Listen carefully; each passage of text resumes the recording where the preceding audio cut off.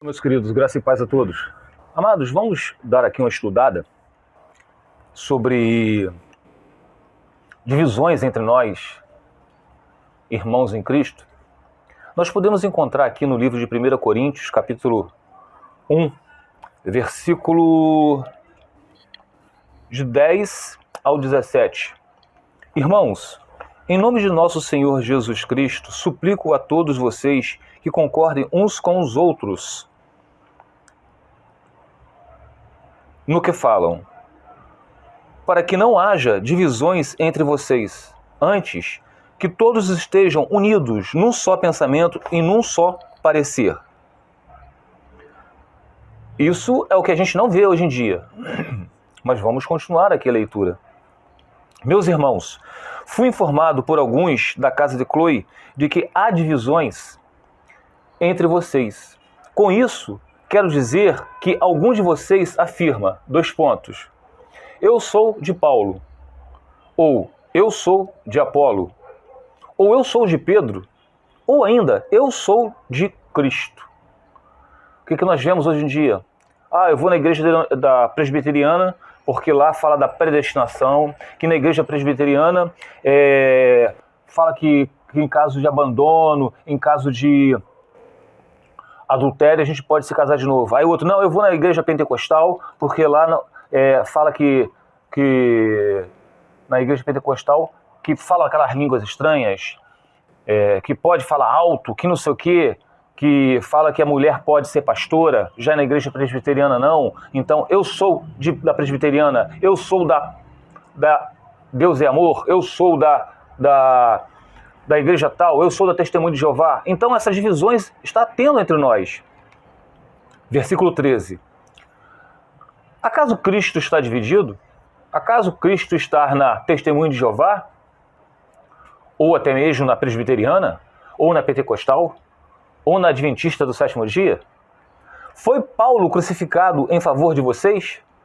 Foi o pastor da igreja presbiteriana? Foi o pastor da igreja Deus é Amor crucificado em vocês?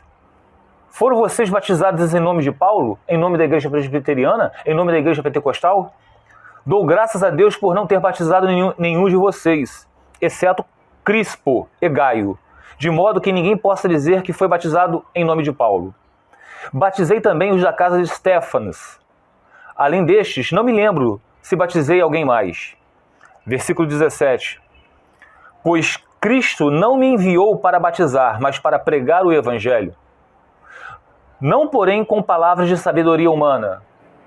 Então, não por fazer a faculdade de teologia, não que eu esteja aqui dizendo que é ruim, mas tem gente que acha que só prega a verdade aqueles que têm faculdade de teologia, como a igreja presbiteriana diz, que para ser pastor tem que fazer faculdade de teologia, onde a Bíblia diz isso, meus amados. Continuando. Pois Cristo não me enviou para batizar, mas para pregar o evangelho, não para com palavras de sabedoria humana, para que a cruz de Cristo não seja esvaziada. E em 1 Coríntios, capítulo 11, versículo 19, nós podemos encontrar: pois é necessário que haja divergência entre vocês, para que seja conhecido quais dentre vocês são aprovados. Essas divergências, heresias. O que acontece quando vocês estão participando de uma determinada corpo de Cristo, se reunindo como igrejas? Vocês conhece a palavra do Senhor, sabe que o casamento é até que a morte o separe, sabe se o cônjuge que é descrente, que resolveu se apartar, que ele se foi, vocês sabem que vocês como cristãos, sabem que na nossa luta não é contra o cônjuge, não é contra a carne, e sim nas regiões celestiais. Então qual é a luta do cristão? Ajoelho no chão, entende? Orar, interceder pela salvação da alma desse cônjuge que foi. Mas não, nessa reunião como igreja, eles estão falando que não. Se ele foi, vocês podem se casar com outro. Se ele adulterou, vocês podem se casar com outro. Então há necessidade de haja essa heresias entre nós para que nós possamos nos sair dessa reunião, para que pois é necessário que haja divergência entre vocês, heresias, né? Para que seja conhecido qual dentre vocês são aprovados. Então, o que lá em 1 Coríntios capítulo 5 fala? Quando o apóstolo Paulo ficou sabendo, ele não viu, ficou sabendo, né? Tanto é que já virou fofoca entre os irmãos, que existia um homem que se dormia com a mulher do pai dele. Entregue a Satanás, expulse da congregação, para que toda a massa não seja levedada, que um pouco de fermento leveda toda a massa, um pouco de lepra, entende? Um pouco de mofo alastra e passa a ser normal se deitar com a mulher do pai. Então, é por isso que falou para entrega a Satanás.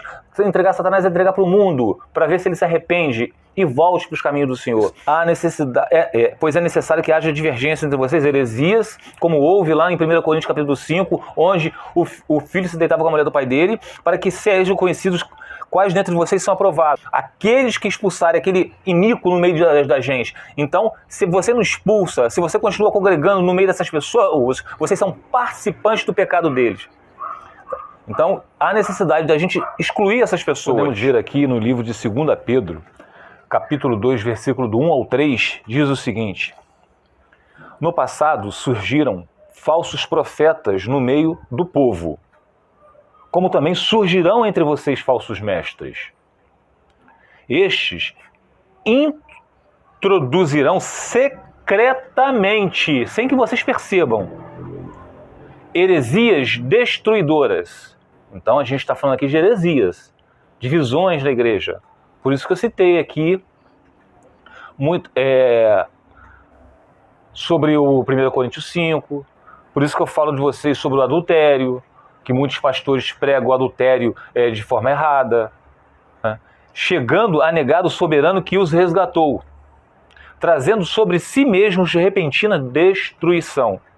Muitos seguirão os caminhos vergonhosos desses homens, e por causa deles, né, desses que vão distribuir os falsos mestres, será difamado o caminho da verdade. Qual é a verdade que a gente sabe?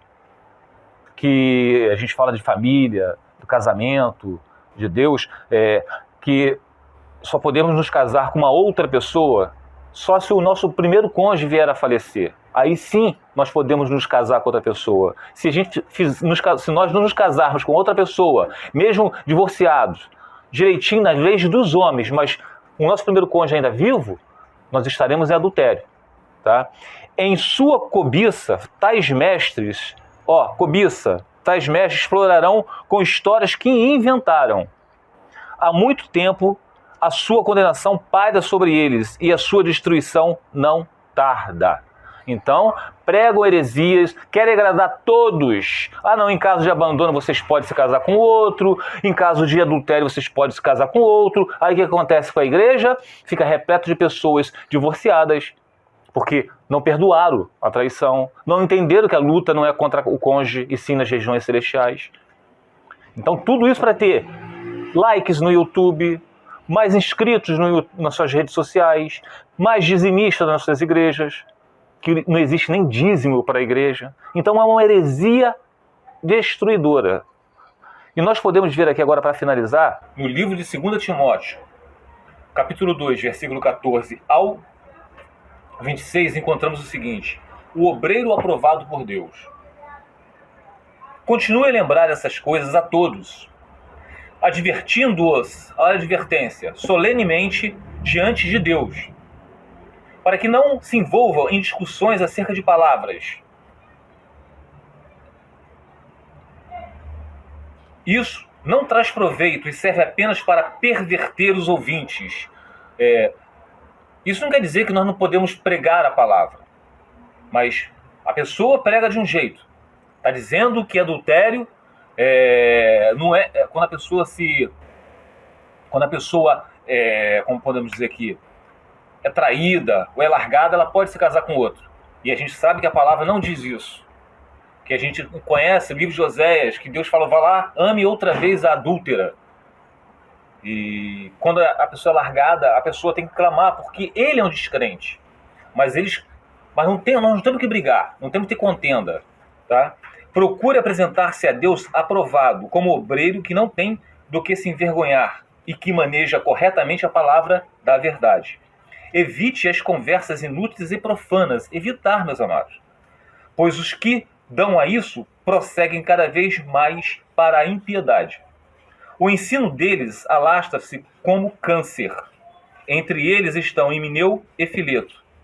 Esses se desviaram da verdade, dizendo que a ressurreição já aconteceu, e assim alguns perverteram a fé. Entretanto, O firme fundamento de Deus permanece inabalável e selado com esta inscrição: o Senhor conhece quem lhe pertence e afasta-se da iniquidade todo aquele que confessa o nome do Senhor. E continuando no versículo 20. Numa grande casa há vasos não apenas de ouro e prata, mas também de madeira e barro, alguns para fins honrosos, outros para fins desonrosos.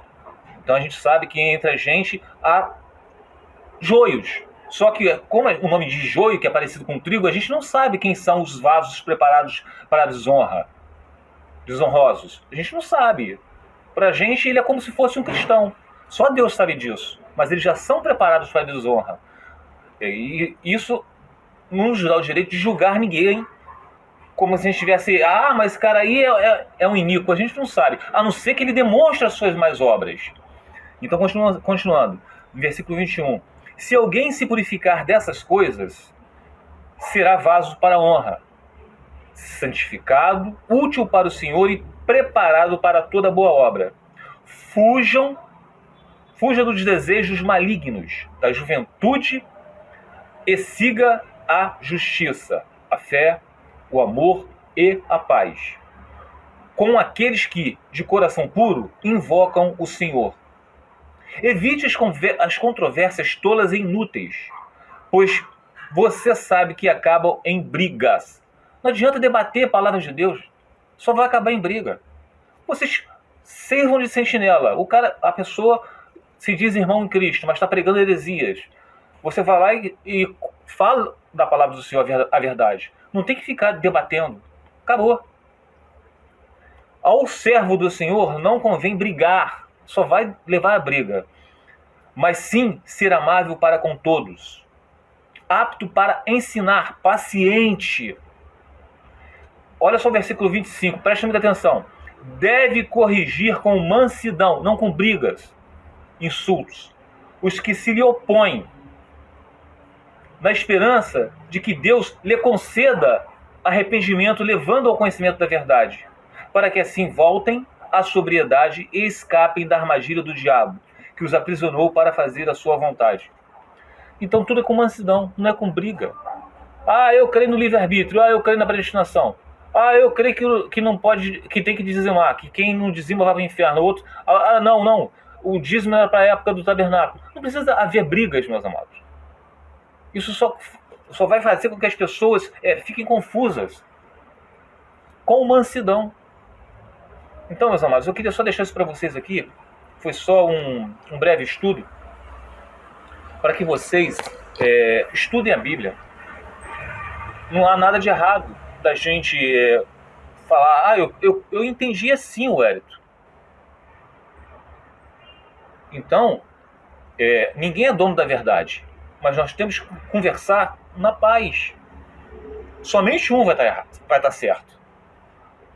Por isso que a gente tem que estudar a Bíblia. Por isso que é importante congregar, seja numa denominação, seja nas nossas casas, seja aqui nas redes sociais.